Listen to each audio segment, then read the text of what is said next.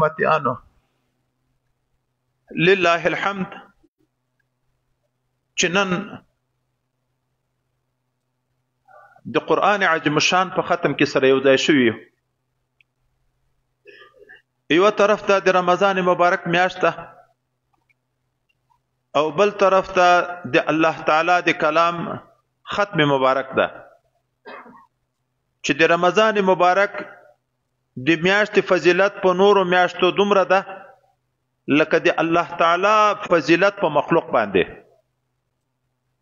د الله تعالی د کلام د قرآن عظیم شان فضیلت په نورو کلامو خبرو باندې دومره ده لکه د الله تعالی فضیلت په مخلوق باندې نو دو عظیم فضیلتو کې راغلی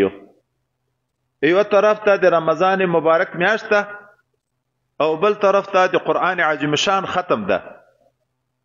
او دریم دا چې دا ختم په مستونو تراو کې ده چې د حضرت پیغمبر علیه السلام د عباداتو په سلسله کې دا یو زیات عبادت چې په نورو کال کې نشته او په دغه میاشت مبارکه کې الله تعالی دغه اعزاز دغه نصیب عزتمن امت ته نصیب کړی چې دا 10 رکعات تراویح زائد انعام خدای پاک په دې امت باندې کړی مسلمانانو ورونو په ساده الفاظو باندې د موږ تاسو وجودونه په غټه کې د دوه شیانو نه جوړ شوي دي یو طرف ته جسم ویل کېږي او بل طرف ته روح ویل کېږي دغه جسم د مځکې نه پیدا ده رب کریم یې چې تاسو ما پیدا کړی یې د خاورې نه اصل د موږ چې آدم علی نبینا علیه السلام ده او موږ تاسو ټول هم د خاورې نه پیدا یو یا وای په دې معنی چې انسان چې پیدا کیږي د نطفه نه دغه نطفه پیدا کیږي د وینې نه دا وینه پیدا کیږي د خوراکې نه خوراکه پیدا کیږي د خاور نه او یا چې د کومې جماع نه الله اراده د علوق کړي وي چې دغه نه اولاد پیدا شي نو دې ته ملائکه مقرره ده چې خاور را اخلي دغه منی وسره ګډي بیا دغه نه چې خاور او منی سره ګډ چې دغه نه بیا انسان جوړیږي نو د هر انسان په اصل کې خاور جز ده انسان د خاور نه پیدا ده دا جسم ظاهري دغه غذا دغه علاج که خوراکي ته جسم ضرورت لري هم خدای پاک دغه مځکه نه ورته پیدا ده او که دغه جسم مریض شي دغه جسم د علاج لپاره هم خدای پاک دوايان دغه خاور نه پیدا دي د اکثره دوايان د بوټو نه جوړيږي او دا بوټي دغه مځکه پیداوار ده خو بل طرف ته د موږ تاسو په وجود کې هغه ډیر مهم ترين جز روح ده دغه روح دا خدای پاک د عرش عظیم نه پورته علیین نه راوستلای د عرش عظیم لاندې ارواح التدي روح د پاسه نه راځي دغه روح غذا هم د پاسه نه راځي دغه روح چې مریض شي دغه روح علاج هم د پاسه نه راځي جسم د مځکې نه پیدا غذا هم د مځکې نه پیدا چې مریض شي علاج هم د مځکې نه پیدا او روح د پاسه نه راغلی چې دغه روح لوګه لري غذا ته ضرورت لري غذا هم د پاسه نه راغلی او دغه روح چې مریض شي دغه مرض علاج هم د پاسه نه راغلی اوس څومره عبادت چې دي د الله تعالی د طرف نه چې په انسانانو لازم شوي دغه عبادت چې ظاهره د موږ باندې بوج معلومیږي تکلیف معلومیږي خدای متعال د موږ د روح د پاره غذا مقرره کړي او دغه روح د موږ چې مریض کیږي هر ګناه روحاني مرض ده چې څومره ګناه څوک کوي که وړه ګناه ده که لویه ګناه ده صغیره او کبیره دغه ټول د موږ د روح د مرض سبب دي دغه روح د علاج لپاره خدای متعال دغه عبادت مقرر کړي دي رمضان مبارک ته رمضان ولی وی حضرت پیغمبر علیه السلام لانها ترمز الذنوب د لاسو بجو په شاوخه چې تنکای جونګای د مور نه پیدا وي تلې نازک وي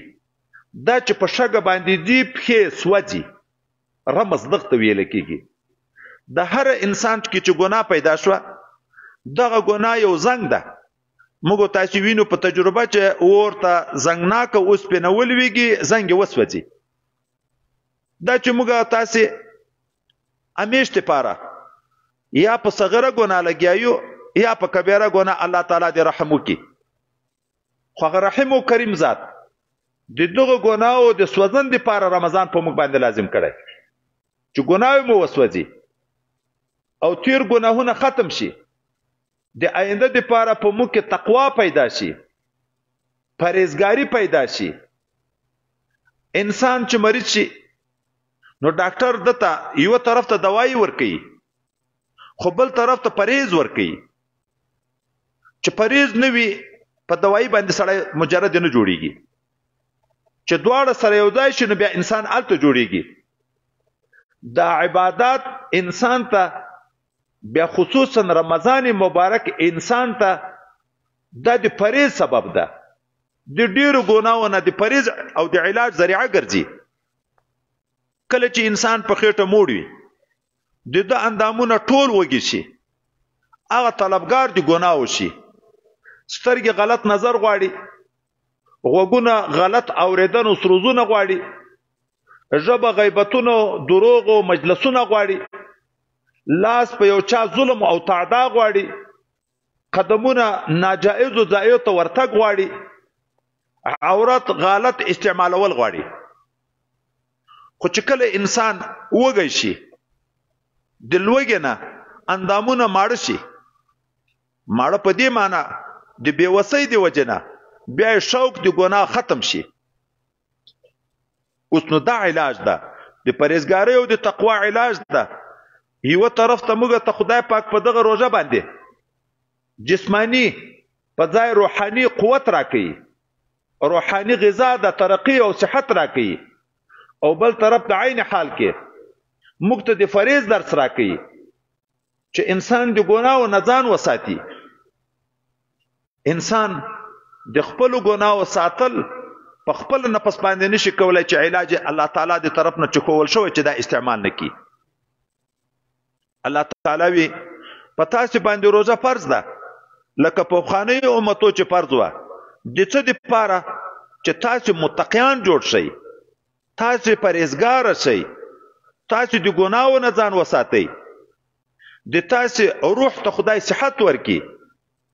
هي تاسو روح ته خدای په قوت ورکي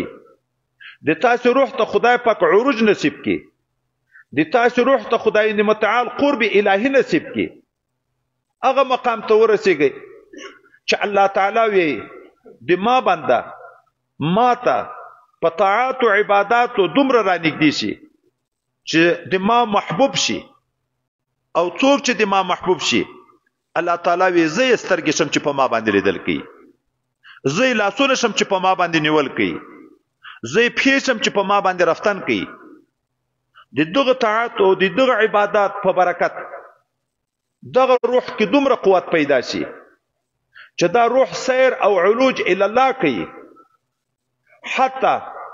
تر عرش عظیم نه پورته چې لا مکان ده حضرت پیغمبر علیه السلام موږ ته نمونه شول شوی په دنیا کې خدای پاک په جسمانی او روحاني کیفیت دواړه باندې پورته تر عرش عظیم نه پورته لار کنه لار او دیغه طرف نه چراوړ امت ته کوم پیغام راوړ کومه تحفه راوړه دغه بهترین علاج چې د 15 وخت المنځ ده او دغه بهترین علاج چې د سورته بقره مبارکه اخرنی آیاتونه دي چې سحر الحمدلله د سورته بقره مبارکه ختم ده بیا دعا ده دغه علاج خدای متعال روحاني ورکو چې د دعا او د قبولي وعده ده ورسره چې څوک وی الله تعالی دعا قبلي اتشریب بیا نور ان شاء الله سحر کوو نو غرض ده دا عبادت چې الله تعالی په موږ لازم کړي دا د موږ باندې رحم ده دی الله داسې مرضو باندې گرفتار یو چې د هغو مرض موږ ته احساس نه کیږي بالکل.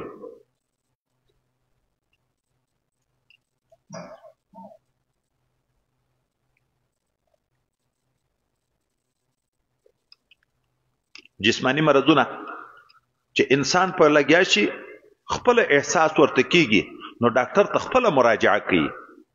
په غاښ درد شي د درد نه پازاب شي د غاښو ډاکټر ته ورځي. په سترګه درد شي د سترګې نه پازاب شي د سترګو ډاکټر ته ورځي. د معدې نه پازاب شي په معدې تکلیف نو ډاکټر ته ورځي. دغه شان د بدن ټول اعضاء. خو دغه روحاني مرضونه دغه د موږ سره احساس هم نشته. پیګوم نه چې د روح مریض ده نو چې په دغه نه پیګو چې روح مریض ده بیا به دغه د روح د علاج احساس څنګه را سره پیدا شي. بیا به دغه روح معالج ته څنګه مراجعه موږ وکړو. خو هغه رحیم او کریم ذات چې تر مور پلار نه سل چنده په موږ باندې زیات مهربانه ده هغه د موږ په روحاني مرضو خبر ده. د موږ په بې احساسي خبر ده چې دا خلک د خپل مرضونه غافل دي. الله په خپل علاج د عبادتو په سلسله کې کړی چې موږ بیا په صحت هم نه پیګو خو الته پیګو چې کامله تزکیه راشي کامله صفائی راشي. بیا انسان په ملت چې څومره عروج کوي الله طرف ته نږدې کیږي بیا دغه احساس او درک ورته لګيږي. موږ ته عبادت خدای پاک خصوصا دغه رمضان مبارک خدای پاک د تقوا علاج را لګلای چې په موږ کې تقوا پیدا شي. او الله تعالی کومه تقوا دې موږ نه غواړي داسې نه چې دغه تقوا دې موږ تر دغه روژې مبارکې میاشتې پورې محدود شي چې که روژه وه تقوا دیانت عبادت بندگی او د ګناه و نه ځان ساتنه به کم او که روژه خلاصه شوه نو خلاص یم. نه الله تعالی خو دغه لږ لږ نسخې دي د تقوا علاجونه دي خو الله دې موږ نه کامله تقوا غواړي. یا ایها الذین آمنوا اتقوا الله حق تقاته. اے خلکو تاسو دې الله نه وډار شئ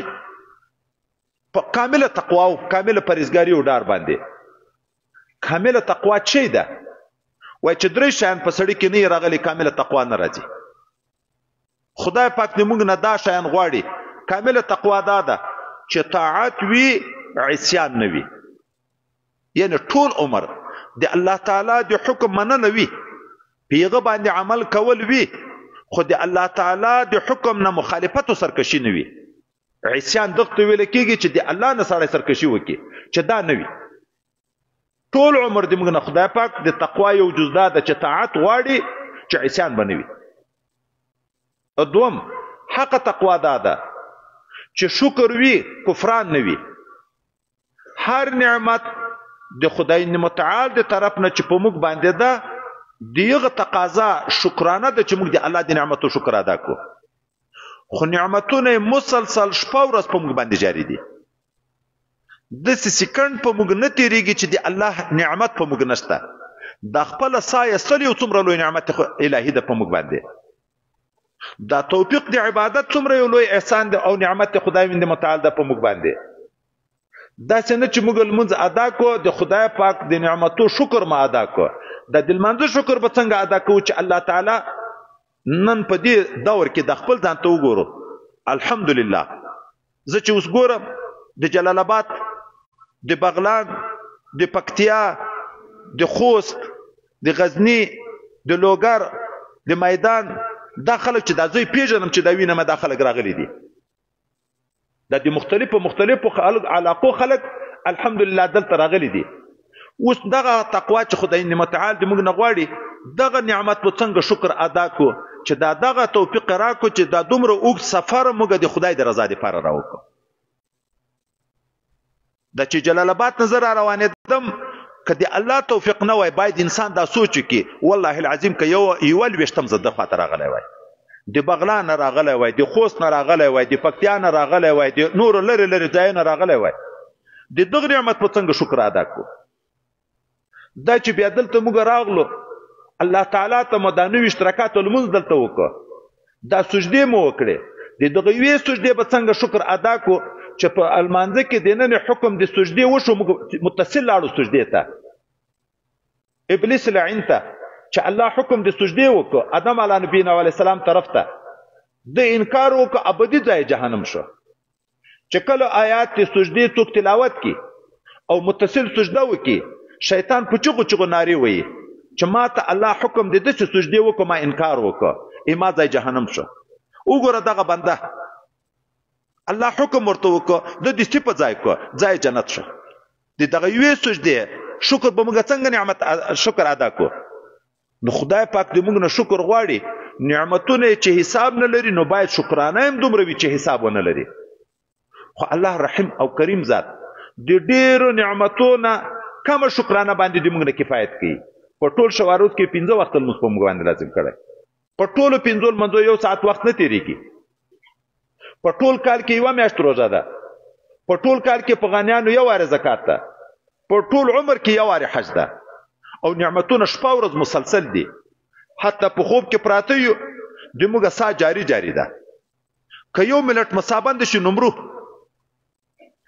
نو دومه حق تقوا ده چې د الله د نعمتو شکرانه وي کفران او ناشکری ونشي او دغه باید موږ پامي چې نعمتونه ټول کال دي شکر به ټول کال ادا کوو صرف د روزه خبره نه ده دریم حق تقوا ده چې ذکر وی نسیان نه وي چې امیش د سړي الله تعالی په یاد وي الله یې نشي ویر د الله ویردن دا د ځان ویردن ده یا ایها الذين آمنوا اتقوا الله ولتنظر نفس ما قدمت لغد واتقوا الله ان الله خبير بما تعملون ولا تكونوا كالذين نسوا الله فانساهم انفسهم که الله ویر کو ځان مو ویر کو خدای دې متعال مکتوی اے مؤمنینو د الله نه وډا شي بیا راتوي هر انسان دې دا سوچ وکي چې د دومره زندگی د پاره د قیامت لپاره ما کومه تیاری کړې ده بیا وی د خدای نه وډا شي په یو آیات کې مؤمن ته دوه وری وی چې د خدای نه وډا شي او دا ورته وی چې ګوره الله در باندې خبردار ده ارته چې کې الله دی ویني الله پتا علم لري او بیا وی ګوره چې داسې نشي چې الله ور کوي کده چې شوي لکه هغه خلک چې الله ور کړی چې کفار او فساق دي نو ځان به ور کوي حضرت پیغمبر علیه الصلاۃ والسلام بخیل هغه څوک ده چې د ما نوم واوري او په ما باندې درود ونه وي اوس په څه لحاظ بخیل ورته ویل کیږي وای د سړي په ځان باندې شفقت ونه ک ځان ور ک کده یو واره درود په پیغمبر علیه الصلاۃ والسلام ویلې وای الله تعالی به په دله سواری درود ویلې نو دومره بخیل ده د الله لاس درود په ځان ونه لوريده نو د الله نسیان دا په واقع کې د ځان نسیان ده خپل برخه مو ویره شو موږ تاسو نن ترجمه کې نو ویلې چې ار عمل چې تو کوي کنکای نیک عمل وی کلوې نیک عمل وی د ځان دی فرق ارت چې کوي کوم عمل الله وی د ځان دی فرق کوي په خدای خو احسان ما باروي په رسول احسان ما باروي په عالم او په استاد او په خپل پیر احسان ما باروي په امسایه او په غریب باندې احسان ما باروي چې څه کوي که یو چاته صدقه ورکویم د ځان دی پاره کوي ولې خدای پکې ثواب درکړي که یو چاته په مینه سلام اچوي که چا سره په محبت تعلق ساتي چې ارڅ کوي د ځان دی پاره کوي په بل احسان ما باروي اوس نو چې الله دی ورکو ځان دی ورکو او ځان دی د څه ورکو خدای ما دی وساتي چې د سهار موږ لګیای تر ماقام روزي د ماقام دی پاره څومره بندوبست کوو کوي نه کو په دا پیګو چې لوګه بیا وګدیږي شپه به مر باندې په لوګه تیریږي سبا کې د چې زبیو هیو کمر شمه چې دی ویو ورځ د پاره موږ لګل وګه تیر کو بیګا ته موږ بندوبستونه کوو دا چې دغه دنیا زندگی کې موږ دیغه وګدی زندگی د پاره بندوبستونه کو نو خدان مو ویر کو قبر کې 2000 کال زندگی ده د قیامت ورځ 500 کال ده دیغه نه بعد د جنت او د جهنم او وخت خو بيخي امتحان لري نو ځان مو ویر کو د ځان لپاره مو بندوبست ویر کو الله یې د سمکهږي لکه هغه خلک چې الله ویر کړي یو ځان ویر کړي نو الله تعالی دې موږ نه حق تقوا غواړي دغه د تقوا اسباب د روزه ویني چې متقی شه المنځ وکړه چې متقی شه زکات ورکړه چې متقی شي، بل عبادت وکړه چې متقی شي. او دغه تقوا په برکت ګټه د چا ده؟ د موږ د ځان ګټه ده. ځکه په دغه تقوا د الله دوستی مقام درته پیدا کیږي. او چاته چې د الله د دوستی مقام پیدا شو، خدای پاک خپل دوستانو ته میلمستیا په جنت کې تیار کړی ده، نزول من غفور رحیم. نو چې تقوا راغله،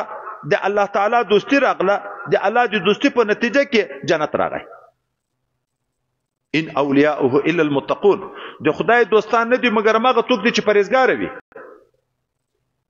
او چې تقوا په چا کې راغله، ان للمتقین مفازا حدائق واعنابا وكواعب اترابا وكأسا دهاقا. چې متقی شو، د الله دوست شو، دغه د پاره د جنت نعمتونه خپل بیانې الله وی د متقینو د پاره دي. کامیابی د متقی ده. کامیابی څه ویل کېږي؟ وای څوک چې د جهنم نه بچ شو، جنت ته داخل شو، نو هغه کامیاب شو. فمن زحزح عن النار وادخل الجنه فقد فاز. دغه کامیابی چې د جهنم نه بچ کېدن ده، جنت ته داخلېدن ده، دا د متقی لپاره ده. بیا نو الته جنت کې باغونه دي، انګور دي، قسمه قسم میوې دي. الته هغه ودونه دي چې نوې لکه بغل شوي چې داتی ما ملي راجګ شوي وي. الته ډک جامونه د شرابو، د شودو، د شاتو، د اوبو، زنجبیل، سلسبیل، قسمه قسم مشروبات دي، قسمه قسمه خوراکونه دي. دا په تقوا پیدا کیږي. اوس الله عبادت په موږ لازم کړی ده. موږ مسلمانان نن تر پازابی او الله څومره رحم کړی په دغه متقی کوي او په دغه تقوا باندې بیا خپل دوستی راکوي. د خپل دوستی په نتیجه کې بیا موږ ته دایمي جنت راکوي. نو محض رحمت الهی ده. ځکه خدای متعال قرآن ته خپل رحمت ویلی ده، حضرت رسول الله صلی الله علیه وسلم ته رحمت ویلی ده. الله رحمان و رحیم ذات ده. رسول بالمؤمنین رؤوف رحیم ده. رحمان رحمت ده، قرآن رحمت ده. خو نن سبا موږ مسلمانان د دې په خاطر چې د دنیا په چاپیریال کې د چې محدود شوي او محصور شوي دي، چې خپل ځان ته نه د پام دغه ځان ته نه معلوموي چې دا دین د خدای رحمت ته که زحمت ده. خدای مو دې وساتي. په دې اعمالو لګیا یو چې خپل ځان تبعی ته برابرو، خو په ځان مشفقت نشته، د ځان د بچاو سوچ نشته را سره. دا ټول کال په دنیایي کارو لګیا یو. دا یوه میاشت روژې مبارکې چې هغه خصوصا د عبادت سیزن ده. نفل اعمال دومره ثواب خدای پاک سړي ته په ورکوي په نفلي اعمالو چې په نور اوقاتو کې فرض وکړي، په روژه کې نفل وکړي. په دغه نفلو هلته دومره ثواب ده. او چې په روژه کې فرض وکړي، د نورو وختو د اویاو فرضو غوندې ثواب ده. نو کم از کم دا خو پکار ده چې دا یوه میاشت خو سړی دین ته ورکړي. دا چې الله رحمان و رحیم ده، رسول رحمت ده، قرآن رحمت ده، علما چې ورثه د انبیاو دي، دا هم د خدای رحمت ده. د دغه رحمت په سلسله کې هغه علما مبارکین چې ټول کالم په درس باندې په ستړي باندې لګیایي، بیا هم د دغه امت لپاره دا خصوصي رحمت خدای پاک چې قرآن عظیم شان په دغه رمضان کې داخل نازل شوی، دوی کوشش کوي چې دا ترجمه د قرآن عظیم شان شروع کړي چې ولقد یسرنا القرآن للذکر فهل من مدکر. قرآن کې دا اثر خدای پاک یې ده، هر انسان فن تر اخیسته شي. که لفظ ترجمه د هر چا نه زده کېږي، خو قصه زده کېږي، آخرت ته د سړي پام کېږي. الله دغه رحمت را لګلی. ترجمې په جماعتو شروع دي، په کلیو شروع دي. خو موږ عام مسلمانان دومره د خپل ځان ناخبره یو، د خپل روحاني مرضونو ناخبره یو، د هغه اوږده عاقبت نه ناخبره یو چې دا په ټول کال کې مو دغه یوه میاشت هم نه لورېږي. یوه میاشت هم ټوله نه، ټوله ورځ نه، په ورځ کې 1 غنټه یا 2 غنټه ترجمه یې. بیا وکړه نور ورځ د دنیا کاروبار وکړه. خو بیا چې دغه سړی د قرآن نه دومره ناخبره شي چې د الله د رالېږلې تحفه ده، بیا به د الله په انعاماتو څه خبر شي چې د خدای پاک په ما څومره انعامات دي. بیا به په دغه څنګه خبر شي چې الله تعالی دې ما نه شکرانه غواړي. زه خو دا وایم چې دغه خدای صرف دین د علما او طلباو د پاره نه ده پیدا کړی، دا د ټول د امت لپاره ده. طالب غریب سبق کې لګیا ده چې چټي شي او څو شپې بعد ترجمه شروع شي بیا کور پرېږدي بیا ځي مدرسې ته. مدرس لګیا ده، طالب لګیا ده. ولې لګیا دي؟ د دغه دین د فضایلو د خوبایو نه څه خبر شوي دي، د ګټو نه څه خبر شوي دي. دا چې سړی د شي د ګټې نه خبر نه طلب نه طلب الته پیدا کیږي چې کله د ګټې نه خبر شي. موږ د دنیا د امورو د ګټو نه چې خبر یو هر طرف ته منډې وایو چې په دغه کې به ګټه وکم، په دغه کې به ګټه وکم، په دغه کې به ګټه وکم، په دغه کې به ګټه وکم، ټول هر طرف ته لاس اچو. حتی ملاته چې ورځم تعویض د کاروبار تر غواړو، چې پیر ته ورځم تعویض د کاروبار تر غواړو، چې دعا ته ورځم چې ماته د کاروبار دعا وکړه چې رزق کې مې وسعت راشي. ټول طلب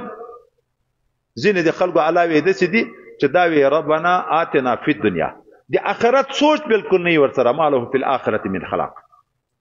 بیا په آخرت کې هیڅ برخه نه وي. دا خو د کفارو صفت ده. مسلمان ولې داسې کیږي؟ مسلمان ولې داسې کیږي چې هغه آخرت طرف ته بیخي پام نه ده. بعض خود چې دي چې دا وی چې آتنا فی دنیا حسنه و فی الاخرة حسنه، دغه په دنیا کې مخدع عوض ورکی، په آخرت کې خو چې په آخرت کې حسنه غواړي، خو د آخرت خو په نعمتو په طلب باندې څه ځان خو خبرې چې د آخرت حسنه په چی پیدا کیږي.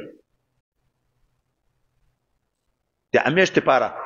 د خپل ورونو ته وایم، خصوصا طلباء او علماء ته دا وایم، مشایخ ته دا وایم چې موږ تاسو باید کم از کم دغه یو روزه خو د خدای عبادت ته په صحیح معنا باندې ورکو چې الله صحیح تقوا په موږ کې راولي. که خدای پاک تقوا را پکې راوسته بیا به دا 11 میاشتې نورې موږ حاکم یو په شیطان باندې. خو چې په چا کې تقوا نه 11 میاشتې متابعت شیطان کړي، په دغه روزه کې چا سرسخت شیطانان وتړل شي بیا ولې ګناه کیږي؟ الته خدای د چې شیطانان تړل کیږي و 11 میاشتې چې متابعت شیطان کړي عادت شوی په ګناو باندې، دا یو میاشت که شیطان خپل بیغمه خوبونه کوي دا سړی خپل په عادت لګیا دغه ګناوي کې نه پرېږدي. که موږ د عبادت پایبندي وکړو، حدیث مبارک ته چې 40 شپې سړی د تکبیر اولا سره لمونځ وکړي، 40 شپې سړی هغه خپل ځان د ګناهونو نه وساتي، خدای پاک به دې زړه نه په ژبه باندې چینې د حکمت جاری کړي. هغه علوم به خدای پاک ورکړي چې چیرې مخکې نه وکړي، یو واره چې دغه علومو دروازه خلاص شوه هغه سړی بیا خدای پاک د شیطان محفوظ کړي چې ترڅو د مشاهدي حال نه راغلی، هغه پټ خوندونه نه لیدلې، هغه د قیامت د نزدېکت اسباب په سترګو نه لیدلې، مینه نه پیدا کیږي. کم از کم 40 شپې پایبندي وکړو او د ځان سوچ باید را سره پیدا شي. موږ سره باید د ځان سوچ پیدا شي. د خپل مرګري ته خصوصا وایم، ګورې دغه ترجمه چې د موږ ته مشایخ شروع کړي، په دغه کې یو طرف ته خو ترجمه وي هغه د خدای رحمت ته،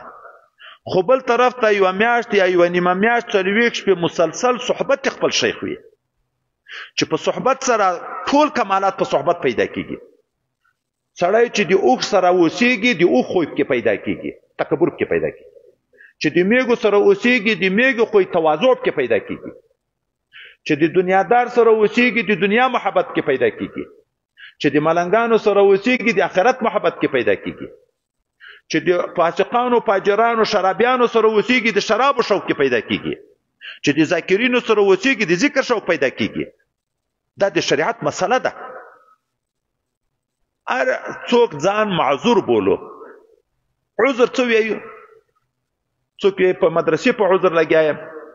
اجماعت امامت مې د په دغه عذر لګیایم، په دغه لګیایم، دا ټول عمر تر سپینې ګیرې د بل په خدمت لګیایو، دا خپل ځان ته مو څه وخت پر پام کیږي؟ دا د خپل ځان اصلاح به څه وخت کوو؟ الله دې موږ نه تقوا غواړي که د خلکو تقوا ذمہواري دې موږ د چې خلک متقیان کو. خو د هر انسان تقوا غواړي چې ته متقی شه. د خپل ځان باندې ولې شفقت نه کوو؟ په خپل ځان ولې رحم نه کوو؟ او هر انسان دنیوي کارو کې څه کوي، په دینی کارو کې ځان پروفیسور بولي، چې څنګه خبر شروع شي په غټو غټو خبرو کې به ادنا سړی په علماو باندې بم ردونه کوي، په غټو غټو خلکو باندې بم ردونه کوي، ځان تر یغوم پوی بولی، دومره ځان وخیار بولو چې په علماو باندې ردونه کوو، خو ځان ته مفهم نه ده چې تر اوسه مو تر سپینې ګیرې پورې د لمانځه فرض واجب سنت مستحب نه دي زده کړي، د لمانځه د الفاظو ترجمه مو نه ده زده کړې، په لمانځه کې چې کوم شی واقع شي چې لمونځ فاسدېږي دغه ته نه ده راته معلوم، چې مکروه کېږي دغه درک نشته راته، خپله شپېته کاله لمونځ کوو، شپېته کاله کې مې خپل لمونځ نه ده زده. حتی زه دا دوره کې ساکو ملت وروسته پورې ټوله دوره نه ده شروع، یو بخاري شریف مې لږ لږ شروع کړې، دا طالبانو ته هر وخت کې دا ویم چې درځئ موږ او تاسې ای ورونو اول د خپل لمونځ په کتاب کې وګورو. خلک څه کوو عوام، یو وارې د خپل لمونځ طالبه مولوي صاحب ته په خپل لمونځ وګوره چې تا لمونځ په شریعت برابر ده که نه ده برابر. راځئ د خپل ایمان په کتاب کې وګورو چې زموږ ایمان په کتاب برابر ده که نه ده برابر. راځئ چې د خپله تقوا وګورو چې الله دې موږ نه حق تقوا غواړي چې ټول وخت طاعت وي عصیان نه وي، چې ما نه ګناه کېږي که نه کېږي. الله دې موږ نه ټول عمر شکرانه غواړي چې ناشکري به نه کوي، چې ما نه ټول عمر شکر ډېر کوم که ناشکري. الله دې ما نه ټول عمر ذکر غواړي چې نسیان به نه وي، چې ما نسیان ډېر ده که دې ما ذکر ډېر ده. راځئ د خپل ځان وګورو، خپل تصوف وګورو په کتاب کې، خپل جهاد وګورو په کتاب کې، خپل هر عبادت وګورو په کتاب کې. تش په دغه نامه باندې چې بل باندې ډاز وکړه بل وله او په خپل منځ نه ده خبر. دا مخکې هلته مجاهدینو ته تللی وم بیان مې ورته کوو، ما لې مخکې خو به همدا عذر ویلې چې خو په سنګر کې اوسېږو، د منډې حال وي، موقع نه وي چې چا نه کتاب ووایو، موقع نه وي چې چیرې په خاموشي کې ذکر وکړو، د چاپې خطر ده، د بمبار خطر ده، د وژلو خطر ده، د نیولو خطر ده، د دغه سره وایي. نن هغه ځواني عمر د فراغت عمر خدای پاک د اسلامي امارات تر سوري لاندې تا ته د عبادت وخت شو، دغه چې دلته ته اوسېږې په کوم ځای کې معسکر کې خلاص د ټولو غمونو نه چاپه شته نه بل شته نه بل څه، خو دلته سبق شروع کړه، دلته ذکر شروع کړه، دلته خپل عمل ته متوجه شه، دلته د ځان اصلاح وکړه. امیر صاحب ته هلته ډېر پریشانه وې چې یو ملت ځان نه شوی ښکاره کولی، وزیر صاحب ځان دې نه شوی ښکاره کولی، والی صاحب ځان دې نه شوی ښکاره کولی. نن خدای په آزاده فضا کې تا ته دا خدمت مقدر کړه. مخکینی تاریخ وګورو چې د غټو غټو صحابه او چې امیران وو چې مشغولیت وو، بیا به په مسایلو کې چې اشتباه شو د علماو نه پوښتنه کړې که نه کړې. خپل غټ غټ امیران د وخت محدثینو ته زارۍ کولې که نه چې ما ته بخاري شروع کړه. حتی حضرت هارون رشید چې امیر المؤمنین ده، امام مالک صاحب ته وی چې تراشه د ما په قصر کې ما ته احادیث ویه، هغه ورته علم د چا کور ته نه ورځي، یا د ما کور ته راځه یا د ما جماعت ته راځه، علم دومره خوار نه ده چې زه به د امیر کور ته وروړم. بیا چې هارون رشید صاحب راځي د ټولې دنیا امیر ده، خو مسلمان امیر و، د آخرت فکر ورسره و، چې په درس کې کینی دیوال ته تکیه کوي. هارون رشید صاحب باندې چې امام مالک صاحب پام کېږي دستي ورته وی یا امیر المؤمنین من اجلال الرسول اجلال الحديث، د رسول د عزت نه دا ده چې د حدیث په عزت کوي. حدیث ته رسول الله بیانې کې تکیه کړې ده، حدیث ته څوک تکیه کوي؟ هغه امیر په دا پیدو چې دا عالم ما آخرت ته برابري، د ما د روحاني مرزو چې په امارات تکبر پیدا کېږي، تکبر را ختموي. بد نه منله. احمد ضیاء خلیفه صاحب مبارک قدس الله سره راغلی و هلته میرامشاه ته چې موږ کورونه هلته و، بیا ما دعوت ورته کړی و. هلته چې ورغلو مدرسې ته نو 2 ټونسه مې دا کنکي موټر مې وروسته، هغه ملګري چې راتله نو ما خو د خبرې ته پام نه و، څه طالبان دي د زاړه مریدان دي دغه غزني د رباطو پارسیبانان هلته ولاړ وو، نو یو به هم خود شوق چې د سره لاړ شو، په موټرو کې ځای نه و. یو څوک اوس مولوي نه اوس خلیفه هم ده، دام راوخت، ما ورته ویل راځه موټر ته راوخت چې موږ کور ورته راغلو، دی به په یاد وي د کور په وره کې دغه طالب چې اوس مولوي هم د خلیفه هم ده، دغه ته یې په خوشکو بنا وکړه، داسې سختې خوشکې ورته وکړې، وایي چې زه چیرې ځم ته منډې راپسې وایې، ولې دا د ما نور مریدان حق نه لري چې د ما سره صحبت کې چیرې کینی؟ دغه حق نه لري. بل واري باید چې ما سره په چیرې مړی ته لاړ نه شي. داسې سخت الفاظ زه هم خفه شوم، دا ملګري هم ټول خفه شوه. چې کله مړی نه رخصت شو بیا غالبا دغه احمد ماما ورته ویلې چې دا خو داسې ښه صوفي طالب ده، تا داسې سختې خوشکې ورته وکړې. نو ده وویلې وایي په دغه یوه خوشکې د ده دومره علاج وشو چې 3 کاله یې وظیفې کړی وای، دغومره علاج نه کېده، د دغه نفس غټ شوی و چې د خلکو د وړاندې مې خوشکه ورته وکړه، نفس یې اصلاح شو. ده ته ځان ډېر غټ لیدی کېده، تباهي خو د دغه ده چې ځان غټ درته ولیدی شو. چې امیر ته د حق خبره په ښکاره وکړي، نفس ذلیله شي د خلکو د وړاندې. دا خو د ده بنیادي علاج وکړه، د تکبر نه د خلاص کړه. تکبر خو هغه شی د سبا ته به په سبق کې وایي چې سړی جهنم ته بیایي. ملا یې ځان ډېر غټ ورته لیدی کېږي، وظیفې خلاصې کې ځان ډېر غټ ورته لیدی کېږي. د مخکنیو اسلافو موږ تاسې باید تاریخ وګورو. رشید احمد ګنگوهي چې هغه امام ابو حنیفه د وخت ورته ویلې،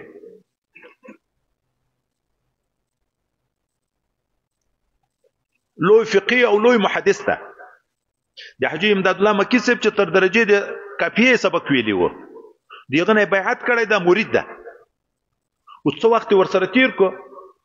بیا خلافت اذن ورته کی، نو اول ازموي تجربه کوي چې اصلاح شوی ده کنه د اصلاح شوی. مړی چا ورته کړی د ځان سره بوته میلمستیا ته.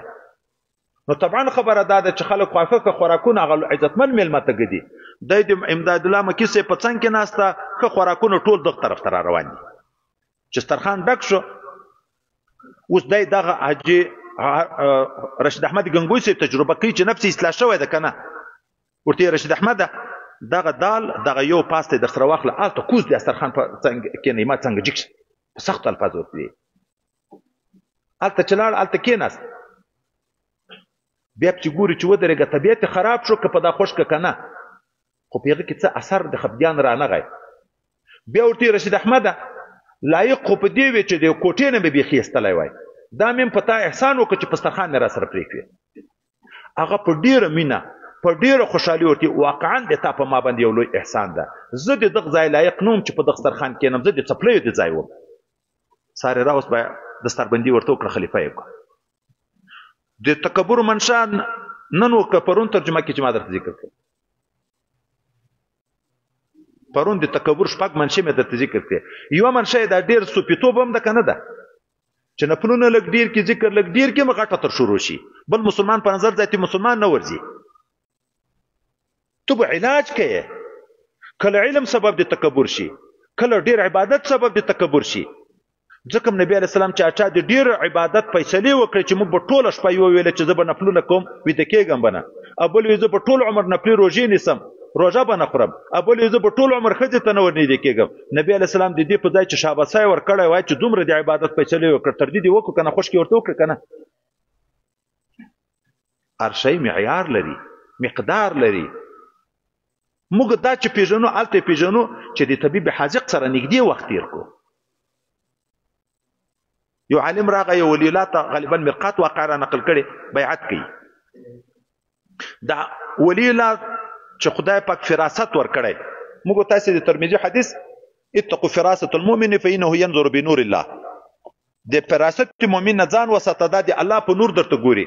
هلته چې موږ وګورو برسیره محشي د ملایانو در وګورئ چې فراست څه ته وایي. اسانه تعبیر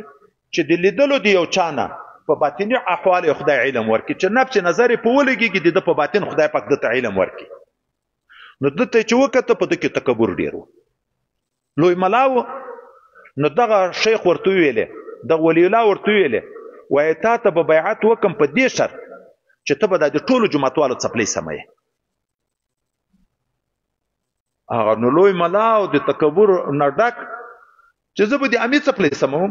د کشر څپلۍ به سموم، خپل روان شو بیعت پرې. خو مخکې علما په ځان پیدا چې بې تصوفو د کامیابي نشي راتلی. بیا راغی ورته بیرته بیا د بیا هغه شرط کېښی، وای سیده چې یوه جمعه یې څپلۍ سمولې، بیعت یې لا نه ده ورته کړی. هغه کې ریا شروع شوه، تکبر لار ختم شو. ریا چې خلک وایي چې څومره ښه سړی ده، داسې ښه ملا ده، دومره عاجزه ده چې د ټولو کلیوالو څپلۍ سموي. ده ورته ویلې نور څپلۍ مه سموه، اول منل نه څپلې سمول دلته بیا منې کېدو نه وای خو د خیر کار ده د ثواب کار ده دوی نه دا ثواب نه کوي بیرته منې کړ وای داسې د یو چا سره به وخت تېرې چې مزاج دې ګوري تکبر دې ګوري بیا به یو خوشکه درته کوي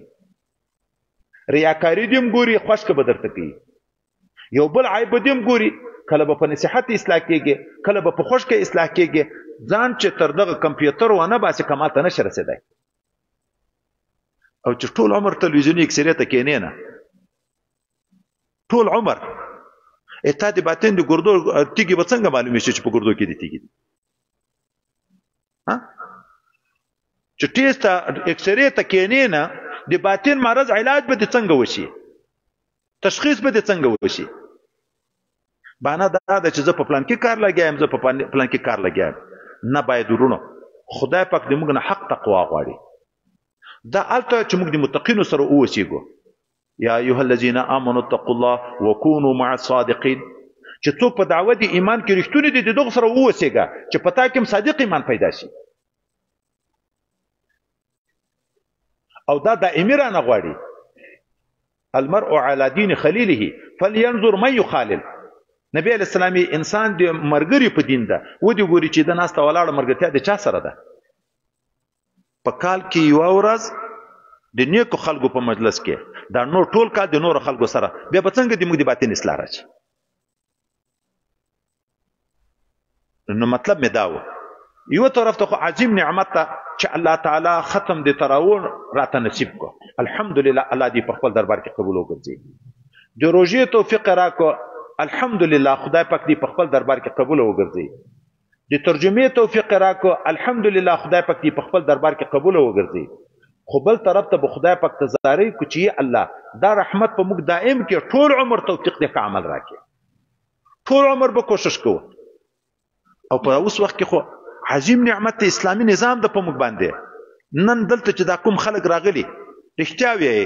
اوس به ډیر خلک په د شپه کې روانېږي خپل کورو طرف ته ځکه د کابل د سیمې ډیر خلک راغلي دي دا احساس کوي چې زه به په لارې باندې په ما چاپه ولوېږي په ما به بمبار وشي په ما به یو بل مشکل پېښ شي چې خدای دومره د امن سکون حال درته راوست چې شپه ورځ په اطمینان یې موږ به بیا څه عذر کوو دا د روژې نه مخکې د موږ یو کلیوال چې هلته په دیره کې موږ سره اوسېدو په دوبۍ کې اوسېږي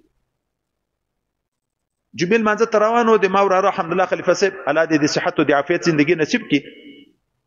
راته ویل چې پلان کې میسج کړی ده راته شروع شو میسج راته وغږوه په میسج کې راته وایي چې ما خو سره خلیفه صاحب د دوی سره تربرونه دي یخ ته میم د عمرې داخلي اراده ده ورته ویلې مې دي تا تم ده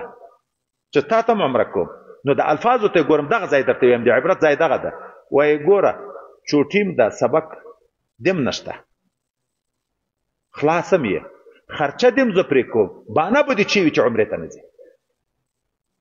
یقین درته وایم دغه وډار شوم چې خدای پاک راته وایي چې بیا ولې نه تلې کني ډیر مې شوق په دغه لحاظ خو و چې حرمین شریفین زیارت وکم خو د دغه نه بیا ډارېدم چې که ډیر حج او عمره ته سړی ځي کله عجب ریا تر شروع شي شهرت ډیر د پکې افت ډیر د پکې موږ به عبادت کې ځان الله ته نږدې کوو د چې نه چپ کې وخوېږو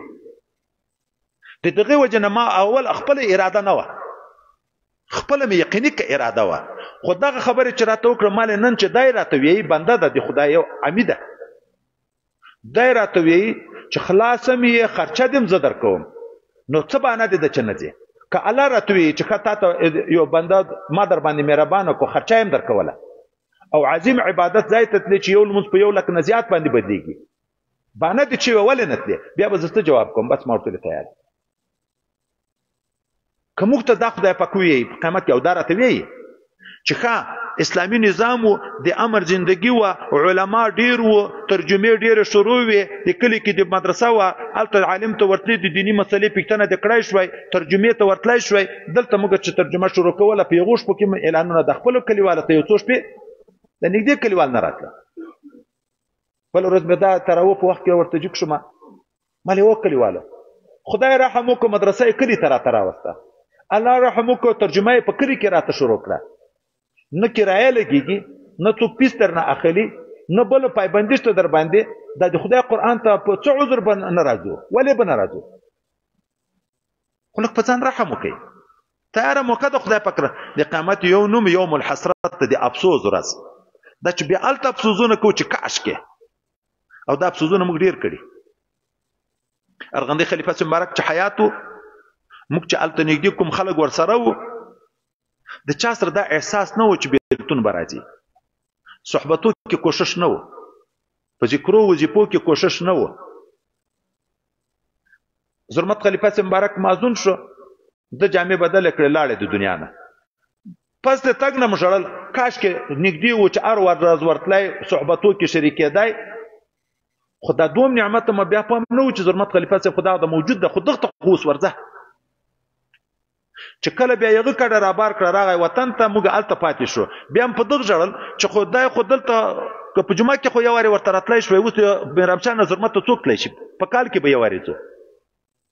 خو بیا چې هغه وفات شو بیا مو ژړل چې هغه خو په کال کې خو یو وارې ورتلی شوی څه مجلس خو ورسره کړی شوی اگر که فیض خو د قبر نه پیدا کیږي خو دا متاثر خبرې سوال و جواب استفتاء و فتوا استفسار تحقیق دا خو نه کیږي یو عمرې په یو دوه منټه وژاړو ارمان کوو بل راته موجود دی هغه بیا پروا نه لرو دا تیر دور خو په یاد کې چې څه تکلیفونه و د خدای عبادت ته نه و خلاص چې تراویح مو په اخلاص کړی وای په آزاده فضا کې هم کړی وای چیرې مدرسې ته تللی وای چیرې جلسې ته تللی وای چیرې ترجمې ته تللی وای اوس بیا دغه ورځې انتظار کوو خدای نه خسته چې بیا داسې امتحان راشي بیا به فاست نه بیا پیغه کې بیا موږ دین ته متوجه کیږو امارت چې تیر واره سقوط وکړو یو خلیفه صاحب ده دلته مهراب شاه ته راغلی و بیا ما څه بیانونه کول په بیان کې هم ډېر وژړل په ختم کې هم ډېر وژړل لمخستان هم بیا ما څه بیان کوو سخت ډېر وژړل په هغه ډېر غریب کې دا راته ویلې وایي خلیفه صاحب وطن کې مې مدرسه وه د اسدالله خلیفه صاحب د پکتیکا ملګري پېژني ټول خپله مدرسه لري وایي ګورئ مخکې مې خپله مدرسه وه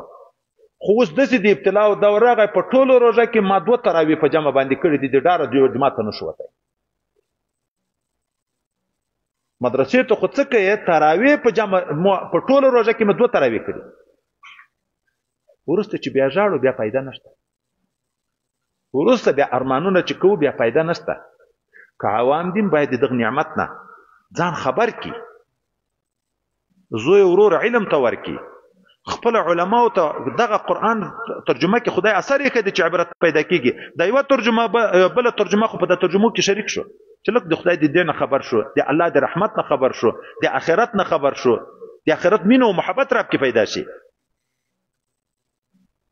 نو روژه ده اگر که په روژه کې د ورځې لکه روژه چې ده د شپې قیام اللیل د چې ټوله شپه په عبادت تېره کړي او د آخري شپې د لیلة القدر دي دا لیلة القدر جفت طاق د بخاري شریف روایت کې دواړه راځي بل ورځ هم طالبانو ته خبره وکړه 21م احتمال هم شته 22م هم شته 23م هم شته 24م هم شته 25م هم شته 26م هم شته دا احتمالات په جفت په طاق په ټولو کې دي داسې نه چې دایمو خلکو اورېدلي دي چې په طاق شپو کې دا بیا څوک وي چې د 22م په شپه ده ولې دا نور شپه عبادت ځای ځي عبس ځي که کینو ټوله شپه د خدای رحم دی صرف ګټه به وي او داسې ګټه چې هغه فنا نه لري بیا زوال نه لري خطره نشته پکې د نقصان احتمال نشته پکې نن معدنیات په افغانستان کې شروع دي غټ غټ شرکتونه چې څومره دنیایي کاروبار والا خلک دي ټولو شرکت دغه ته لاس اچولی خو هغه بیا نن دغه تاوان کړی نن دغه تاوان کړی نن دغه تاوان کړی نن دغه تاوان کړی موږ ته خو بیا اوس ډېر راځي د پرونه مې غټه ډله راغلې وه دا د تاوانو سره تړلې ګټې دی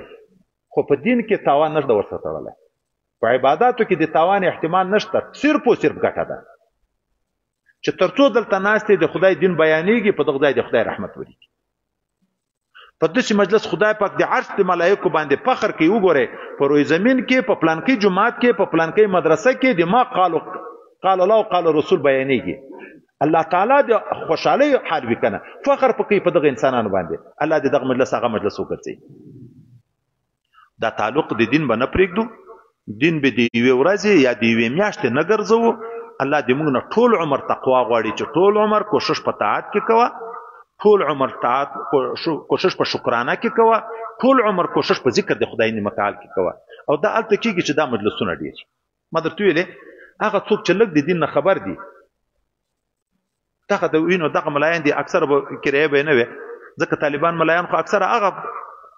عاجزه طایفه ده چې بله ورځ هم دی ما راته ویلې وایي بعض طالبان وایي چې موږ د کور کرایه نه لرو. مالې عجبه دور ده، د طالبي یوه میاشت نه ده وتلې، دته بیا کرایه ورخلاصه شو، دا کال به څنګه تیروي؟ داسې فقیران سبق وي. خو دغه فقیران به نن به یې پور کړی چې هلته پلانکي ځای کې بیان ده، سبا ته د ترجمې دعا ده، د لرې لرې ولایتونو ځان راورسوه. د خړو مړه که خړو ویده که، چې ډېر وخورې ډېر وچکې بیا د لمانځه ته هم شوق نه کېږي، نو سر به لګوې. دا دلته نږدې به وي، په دغه نږدې ځای کې خړو مړه که خړو ویده که اوس به ویده وي، پراته به وي. شوق نشته، په خبر نه دي په دغه عبادت، په دغه عجیب نعمت خبر نه دي. ای مرغ سحر عشق چې پروانه بیاموز، چرګان په سحر شپې د چوکې ازنګونه شروع کړي. سالک ورته د پتنګ نه عشق زده که، ان را کې خبر شد خبرش باس نه یامد. څوک چې د خدای په دین خبر شو بیا ژوندی نه دی پاتې شوی، بیا بیرته نه دی راګرځېدلی. هغه په دغه عشق کې د اور چې مخکې د عشق خبرې هغه شاعر وکړې، اصل عشق هغه عشق ده، دغه نه چې په ګلببو توړی میین شي، دا چې نه په موټرو په روپیو میین شي. دا عشق نه ده تر مراد، عشق الهي مراد ده، عشق د رسول الله مراد ده، عشق د اولیاء مراد ده. هغه عشق ته چې ورسېږي بیا به شپې په بېخوبیو باندې خوند اخلي. حضرت ابراهیم ابن ادهم صاحب وایي کوم خوند چې اهل اللیل ته په لیل کې ده چې دا د شپې عبادت کوي، که پاچایان د وخت په خبر وای په دغه خوندو چې دا موږ ته خدای په دا ملنګي کې راکوي، ولا وایي د تورې په زور یې رانولي وای، خو دوی تر خبر نه دي، په موږ پورې خاندي. دغه ته وګوره سادهګانو ته ټوله شپه ولاړې دي. وایي که خبر وای پاچایانو سره خو زور ده، د تورې په زور به دا خوند موږ نه اخیستی و. یو قصه د عبرت کوم، نور خبر بس کوم. یو پاچا د وخت په مخکې وختو کې یو کتاب واقع نقل کړی، په لیارې تیریږي، یو ملنګ د خدای د لیارې په غاړه کنکۍ کوډخه لري او وچ ټوکان د روټې د مړۍ ورته ایښي دي، اوبه ورته ایښي دي، ژوند په یخ کوي. د زړه په وخوږېده چې راغی خپل ځای ته، خپلو نوکرانو ته ویلې پلانکي ځای کې داسې یو ملنګ ده د لیارې د غاړې رایولی، ډېر خیران ببار کالي سپېره په خاورو لړلی، تاسې په ده نن شفقت وکئ، غسل خانې ته یې بوځئ، خو پاچاهي محل ده چې ښه غسل وکړي، ښې اوبه ښه سامبون او شیان ورته برابر کوي، ښه کالي ور واغوندئ او بیګا ته ښه خوراک ورکوئ، ښه بستره، ښه پالنګ چې نن شپه خو بېغمه خوب وکړي. ملنګ یې راوست، ډېر یې ونازوه، ښه غسل، ښه کالي، بیا ښه خوراک، بیا ښه فرش و بستر. چې سهار شو نو د پاچا خیال دا و چې نن به نو ملنګ خوشحاله وي، په ټوله زندګي یې داسې شپه نه وه لیدلې. ملنګ یې چې راوغوښت، وایي ملنګه څنګه شپه وه؟ وایي یوه شپه وه تېره شوه. ده ته خوشکه ورکړه، ورغله چې ما نن څومره ونازوه، د دغه نعمت قدر دی نه پېژني. وایي یوه شپه وه تېره شوه. نوکرانو ته ویلې، وایي د مال په ګوبند کې یې وتړئ نن شپه، چې مال صرف کې کړي، خوشایي کې کړي په هغه کې، او یو ټوک وچه مړۍ ورته کېږدئ، یو غړپ اوبه یو ګیلاس ورته کېږدئ. بیا یې نو ویلې چې نن به سهار چې پوښتنه تر وکړم د پرون شپې به ارمان کوي. ورته ویل ملنګه څنګه شپه وه؟ وایي یوه شپه وه تېره شوه. ده ته یې دا په زر کې ورکړه پاچا ته چې پاچا صاحب د دنیا راحت هم دایمي نه ده، زحمت هم دایمي نه ده، دا تېرېږي، خو د آخرت یو داسې زندګي را روانه ده چا تېرېدن نه لري. هغه ته بندوبست پکار ده. موږ د یوې شپې راحت ته ښه خوشحاله یو. د ټولې دنیا زندګي مثال حدیث مبارک ده، لکه ګوتو چې په دریاب نه نباسي او اوبه پر راپورته شي، دا د ټولې دنیا د زندګي مثال ده، د موت نه، د ټولې دنیا د زندګي، او دا پاتې دریاب د آخرت د زندګي مثال ده. یو څاڅکي ته خوشحاله یو، راحت غواړو. حضرت پیغمبر علیه السلام ته د شام شریف نه څوک راغلی و، د شام شریف د علاقې صفتونه یې وکړه، د موږ وطن ډېر سرسبزه، ډېرې ښې میوې، ډېر ښه فصلونه کوي. پیغمبر علیه السلام ورته ویل بیا نو تاسې څه په کوئ؟ ښه ښه خوراکونه تیاروو، څه یې کوو؟ بیا یې خورو. نو نبي علیه السلام ورته ویل چې تر جوړېږي دا ښه خوراک نه چې جوړېږي؟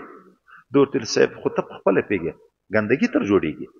نبی علیہ السلام ورته د دنیا اصلي حقیقت هغه ګندګي ده تاسو په د ظاهره خوند خطا یې دا ګوله چې د خلینه تیر کړ یو ملت بعد هغه خوند ګولېشته چې تیر شو بس ختم دغه الته عاقبت ګندګي ده موږ ګندګي ته خوشاله چې ګندګي مري دغه خوشاله هغه عبادت چې دیغه بیا راحت ابدي ده چې څنګه د سترګې پټ کړې د دنیا نه رخصت شوې مړ شوې چې نیک عملي دې کړې د است قبر د جنت باغچه درته جوړیږي په زرګونو کالو زندگی د قبر پر راحت شو د قیامت ورځ 50000 کاله ده هغه پر راحت شو مقابل ورځ ونه ویلې ورځ د قیامت باندې څو ډلې چې هیڅ سیوری نه پیدا کیږي لمر یو ملوي نن په سرلای ده وړه یې ملانه دراغلی نن په پسرلي کې شپه ده ورځ لمر هم نه ده د ګرمۍ نه ده څه خلک سره ډیر یو نن بازار شو خلک نه شو بازار کړکۍ په مابین کې د لمنځو خلاص شوې که نه شو خلاصې هلته چې لمر یو ملوي نه خیمه وي نه کوټه یې نه ونه یې نه دیوالې چې سیرې ته کېنې هغه ورځ سیره 50000 کاله ورځ ده خو هلته سیره چا دپاره شته حضرت پیغمبر علیه السلام یې د څو ډلو دپاره امام عادل هغه امیران د وخت چې عادل وي د خدای نه ډارېږي حکومت په عدل او په انصاف کوي دغه خلک به دغه ستوري لاندې ولاړې په راحت به وي هغه ځوانان چې د ځواني وخت د خدای په عبادت کې تیر کړی دا به دغه سیوري لاندې ولاړ وي هغه مسلمانان چې زړه یې 15 وخت د جمعات سره تړلی همیش غوږ انتظار چې اذان کېږي چې جمع ته ځان ورسو 15 وخت لمونځ په جمع باندې کوي هغه به دغه ستوري لاندې ولاړ وي هغه ځوان چې ښایسته ښځه د عزت ښځه د غټ خاندان ښځه د دونه مطالبه د زنا وکړي کم وکوي او ښه ښایسته او کمالداره ده دی ورته چې زه د خدای نه ډارېږم د عمل ونه کې خدای پاک به هلته د خپل راحت د سوري لاندې دروي هغه مسلمانان چې یو د بل سره یو ځایواله او بیرته تک دواړه د خدای په محبت کې که سره مخامخ کړي یو د بل سره مینه د خدای د دین په خاطر کوي که پسې شایم یو بل ته دعاګوي محبت د خدای د رضا لپاره کوي هغه انسانان چې په ښي لاس صدقه وکړي نپلی چې دا چپ لاس هم نشي په خبر دا به د عرش عظیم تر سوري لاندې 50000 کاله راحت شو په څه شي پیدا شو په دغه دنیا په نیک عمل پیدا شو او اوس هم لا یو څو شپې شته دغه روژه کې چې څوک روژتي ته روژه ماتی ورکړي په روژه ماتې خدای دومره ثواب ورکړي لکه هغه چې په روژه باندې څومره ثواب ګټلی خو افسوس ده روپۍ د موږ د زړه نه تاو دي جنت په روپۍ پیدا کېږي خو موږ نه ورپام کېږي مخکې مې یو ورځ یو بیان کې ویلې چې دغه 1500 طالبان په یوه ځای پراته او ټول د خدای د دین په خاطر راوتلي د قرآن ترجمې ته پراته د روژې مبارکه میاشت ده چې اکثره خدای پاک د قسمه قسم ګناهونه هم ساتلي رښتیا روژه یي ځکه نه غیبتونه یي نه غلط نظرونه یي نه د بازار ماحول وي چې په یوه ورځ روژه ماتی ورکړي دغه خلکو ته یوه ورځ د 500 روژو ثواب دې په یوه ورځ وګټه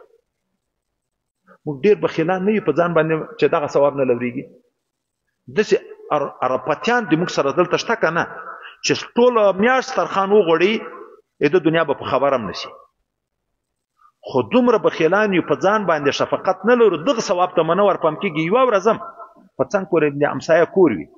په مسکنت هم خبر یو د روژه ماتې بندوبست نه لري موږ په غوښو باندې په میوو باندې خوندونه اخلو او همسایه مو غریب په دالو په کچالیو باندې روژه ماتوي هغه هم کله لري کله یې نه لري دومره احساس نشته چې د همسایه خو په ما حق لري د دغه همسایه بیا روژې مبارکه میاشت ده په دغه شفقت وکړه یو روژه ماتې خو ور ولېږه زړه به دعا درته وکړي او روژه بیا خصوصا د دعا او د قبولي میاشت هم ده دعا هم کې قبلېږي همسایه باندې پام نشته په قریبانې دوستانې قریبانې مسکینانې په یغو باندې پام نشته په طالب باندې پام نشته په مجاهد نشته په بل مسکین باندې نشته ولې په دغه څوک رسیږي نن مو ویلې الشیطان یعدکم الفقر شیطان مو د فقر نه ډارېږي چې که دا صدقې وکړم بیا مې دنیا خلاصېږي او الله وعده درکوي چې صدقه وکړه یو د ګناه معاف کوم بل دنیا در ډېروم د الله په وعدو د موږ اعتماد نشته چې دواړه وعدې راکوي هم ګناه درته معاف کوم هم دنیا در ډېروم خو شیطان وسواس راواچي چې دنیا دې کمیږي د شیطان منو د الله تعالی نه منو. په یو ورځ په یو بیان کې سړی ټول شیان بیانوي نشي او نه په موږ کې انقلاب راتلی شي. ځکه مې درته ویلې لږ د علماو سره تعلق په مینه باید شروع کړو چې دنیا دپاره چین ته تلی شو، کوریا ته تلی شو، لندن ته تلی شو، جاپان ته تلی شو، جرمني ته تلی شو، ترکیه ته تلی شو او په پښو باندې یوه نیمه میاشت مزل یې کړی شو. د بازار نه چې د کلي نه لږ لرې مدرسه ترجمه پکې شروع یو د ما مدرسه نه خو ډېرو ځای ترجمې شروع دي. د هغه ځای ته 15 منټه لار او موټر هم خپل ده، وسایل هم شته، ولې نه شو ورته؟ بیا به الله ته څه جواب کوو؟ او ګورې خدای نه خسته خدای نه خسته که موږ غفلت کوو الله ناراضه شي، دا نعمتونه بیا راناخلي. د الله وعده دغسې ده لئن شکرتم لازیدنکم. که تاسو د ما د نعمت شکر ادا کو زه به نعمتونه در ډیروم، ولئن کفرتم خدای نه خسته که ناشکري مې وکړه ان عذاب لشدید، ما عذاب بیا ډېر سخت. او په عمومي توګه باندې یو عامه خبر کوم، موږ ته مخامخ نه چا بده خبر کړې ده الحمدلله، نه څوک راته کوي، دغه په خاطر نه ویایم، خو په عمومي توګه باندې د موږ فیضا داسې جوړه شوې شیطان انسي یا جني، یا انسي شیطان لګیا ده یا جني شیطان لګیا ده. موږ ذهن ته د علماو قباحت په ټولو ملایانو پسې غږي، په ده خو تباه کېږي، آخرت بربادېږي. حب د علماو د ایمان علامه ده، بغض د منافقت علامه ده. ولې نه په هره ډله کې به کمزوري خلک وي، خو په عمومي توګه باندې خو باید موږ تاسې خیر و شر وسنجو. پرون ورځ خو را په یاده کړو چې څه تکلیفونه و را باندې. موږ یو وخت کې دلته د قمندان د امنیې د استخباراتو د کابل د دغه مشران سره څه مجلس و، نو څه خبرې موږ ورته وکړې. دوی غریبانانو ویلې وایي ګورئ مجاهدین دلته پراته دي، اکثره داسې مجاهدین دي چې تنخوا هم نه لري، شپه ورځ د دغه خلکو په خدمت کې لګیا دي، حتی موږ د شپې نه ګزمه پسې وباسو دوی په چوکۍ غریبانان ویده شوي، بیا یې راویښ کړو. وایي خوب یې نشته، بیا چې چیرې د خطر غږ شي چې په پلانکي ځای کې دښمن ده، ځان مرګ ته ورکوي، د دښمن ځای ته ځان رسوي، خو تا ته راحت پیدا کوي، بیا هم ته ناشکره یې پسې غږېږي. څوک ځان مرګ ته ورکوي؟ پردی زوی ورور د تا په سر مخ ته ځان قربانوي، او موږ وینو قربانېږي. د دغه نعمت که خدای نه خسته موږ ناشکري کو، بیا به خدای پاک پوښتنه را سره وکړي، بیا خدای نه خسته تکلیفونه را باندې راولي. موږ به کوشش کوو چې دغه اسلامي نظام مضبوط کو، د دغه سره همکار شو، د دغه معاونین شو. دا افغانستان د ما دا که د امیر المؤمنین ده که د امي ده، په چا پورې تخصیص شته؟ د ټولو مشترک کور ده. ما بله ورځ هم د طالبانو ته ویلې دغه مدرسه د موږ تاسې چې سک د دورې طالبانو ته مې ویلې سک چې تاسې دلته د ما سره اوسېږئ دا مدرسه خپل کور وبولئ، دا سک د تاسې کور ده. په داسې شو خیال باندې د دغه مدرسې خدمت کوئ لکه د خپل کور، د صفایي اهتمام کوئ، د سامان اهتمام کوئ، خو خپل کور مه ده. زه د تا مزدور یم، تا ته سبق وایم، خو ته اصلي دا کور د تا ده. دا امیران د موږ مزدوران دي، یغو ته تنخوا مقرره ده، خو موږ تاسو ته مزدوري کوي، دا کور خو د ما او تا ده. ولې دا خپل کور ړنګوو؟ باید موږ یو د بل سره همکار شو. په دغه دارالحدیث کې مې ملګرو ته مثال ورکړو، ګوره دا دارالحدیث تاسې ټول چې څوک یو وارې اسلامي احساس یې ورسره په خوشحاله یې چې ښه ځای خدای پاک دغه ځای کې علماو ته تیار کړی که نه، خو په دغه کې مالې خښته د بټۍ لګېدلې، سیمټ د کارخانې لګېدلی، سریې د کارخانې لګېدلې، او تیږې باجرای د کومو ځای لګېدلي، مستري بنا ده، څوک دا تعمیر د دیوال کړی، څوک راغلی دي هغو دغه پرسیره دغه ډیکوریشن د ښایست دغه پکې ورکړی، چا د برق خدمت کې کړی. دغه یو دارالحدیث په څومره خلکو شریک جوړ شو. که موږ تاسې فکر وکړو اگر که څوک په روپۍ دي څوک بې روپۍ دي، خو خیر شریک کې ټول شوه که نه شوه. خو خښتم کې ولګېده، سیمټم کې ولګېدو، سریام کې ولګېده، ګتم کې ولګېده، ماربلم کې ولګېدو، برقم کې ولګېدو. د هر څه ټولو نه بیا د ګټې شی شو، ګټه وروسته واخیستی شوه. د موږ تاسې ملک په دغه کې ملام ضرورت ته، ډاکټر تم ضرورت ته، انجینر تم ضرورت ته، ساینسدان تم ضرورت ته، پیلوټ تم ضرورت ته، ډریور تم ضرورت ته، خو کارخانو والا تم ضرورت ته، تجارت والا تم ضرورت ته، زمیندار تم ضرورت ته. دا به ټول سره آباد وو. هر څوک د په خپله شعبه کې په اخلاص کار شروع کړي، ملک به آباد شي، راحت به جوړ شي. د چې ملګري شته دلته چې په خارج کې وخت تېر کړی د ماتې ویلې دي خاوره نشته، غر ګوریم شین چمن ده ونې دي، ځکه ټول دا کار کوي چې خاوره پیدا نه شي. هر سړی چمن ګدي، رایت هم لګیا د ملک جوړوي، حکومت هم لګیا د ملک جوړوي. لویه خبره دین ده چې په دین پورې لاس ونیسو. دین د آبادۍ ذریعه ده. دین خلک خدای آبادوي، چې دین راغی دنیا آبادیږي. او بی دینی سبب د بې برکتۍ ده. یمحق الله الربا ويربي الصدقات. سود باندې خلک ګټه کوي خو خدای پاکي برکت ختموي. صدقه خلکو ته تاوان معلومیږي خو خدای پاکي دنیا ډیروي. ولې؟ هغه دین ده، په دین کې برکت ده. دا بې دیني ده، په بې دیني کې بې برکتي ده. د حلال دنیا مثال د میږې ده، د حرام دنیا مثال د سپۍ ده. سپۍ په کال کې 6 زمن، 15 زمن، 9 زمن زیږي. میږه یو ورځ زیږي. په میږه ټول وطن آباد ده. کسبخانی دی، کور ده، میږه شودي دی، وړې ده، پوستکې ده، ټول په آبادی. قرباني دي، شکرانی دي. خو په کلی کې سپۍ نه پیدا کی. کوچان دی یو ځای نه بل ځای ته چې میږي بیا سپۍ هم ورسره وړي، په موټر کې وړي، بیا سپۍ نه پیدا کیږي. او د سپیو ګلې په کال کې ووځيږي. خو نجس شی دا برکت نشته، کې مري ختميږي، ارڅه برکت شی نشته. که دین شروع شو، دنیایي کاروبار چوکاټ کې شو، دایمي تجارت دا په دین برابر شو، بیا به په کور کې برکت وي، په کلی کې هم برکت وي، په وطن کې هم برکت وي. خو کامیران مو خدای نه خسته پر شپتو لګیا شو، د نفقه دیغو حرام شو، تجار مو په بیع فاسدو لګیا شو، هغه خراب شو، مزارع او زراعتګر مو په هغه زراعت فاسده طریقه باندې لګیا شو، ملکم ویران، کورم ویران، بیا آبادي نشته. الله دې موږ تاسو کور په دین آباد کړي، چې دین راغی یقیني آبادي ده ذاتي. ولې؟ اصل آبادي د زړه ده. الا بذکر الله تطمئن القلوب. د زړه خوشحالي چیرې پیدا کیږي؟ چې دین مې دی الله ذکر. طالب په مدرسه کې پروت، په جیب کې یو روپۍ نه، خو بل څوک چې ورته ګوري ګمان په دا ده چې دا خو 1 لک روپۍ خو به په جیب کې. ځکه د شکایت زندگی نه ده، د سکون زندگی خدای پاک ورته نصیب کړي. او کروڑپتی په دنیا پورې دومره سرګردان. موږ کوټه کې یو طالب ویل چې چاندې ته ورغلی وو، یو علاقې ته په ټول صوبه بلوچستان کې 2 نمبر سرمایه‌دار و، د دغه ورته ورغلی وو چاندې ته. مړی وخت وای مړی کې خو ترکاری دا پیلوټونه د ترکاری ورته پلیټ ورته د دغه ځای په اصطلاح د کنکې غابونه کې کو ترکاری دي. دایم را سره کېناست. بل سړی راغی چې راغی د دوسره د دنیا په کار لګیا شو. خبرې هغه شروع شوې. مړی شروع شو. موږ وای مړی خورو د تمام پام ده. موږ مړی خورو په ترکاری پوری کو خورې ده غریب مړی